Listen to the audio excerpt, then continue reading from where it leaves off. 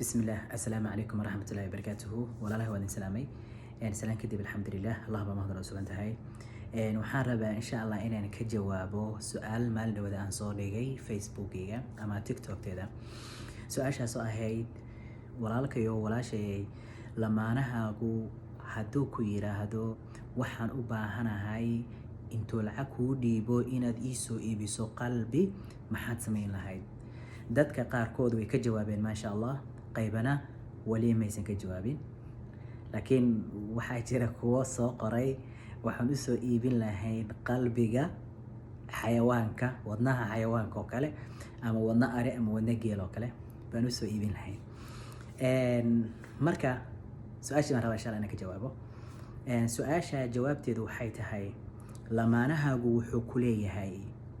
waa hadal sarbeeb ah lacagtan qaado adiga waxaad rabto ku soo iibso waxaad rabto ku samayso laakiin fadlan qalbigaagu waa iga sii jeedaaye ii soo jeedi ima danayni sida idanee ima daryeeli sida idaryeel ima fiirini sida waayaano xaggayga ma soo fiirini sida bal harma xaggayga u soo jeeso waaye su'aasha jawaabteedu waayo lamaanahan wuxuu rabaa lamaanihiisa inuu u soo jeesto hadduu nin yahayna gabadhu ina ninkeeda u soo jeesto oo yani jacaylka iyo wax walba noloshooda kamid ah ay siruuna u wada wadaagan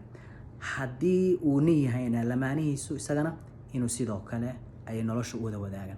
marka noloshu hadday hal meel kaliya noqoto dhinacaas ay u ciiraysaa laakiin waa in labada dhinacba laga toosiyo si noloshu ay noqoto nolol si fiican loo wado oo wado wanaagsan ku socota wallahu wali tawfiiq. Assalaamu calaykum warahmatullahi wabarakatuh.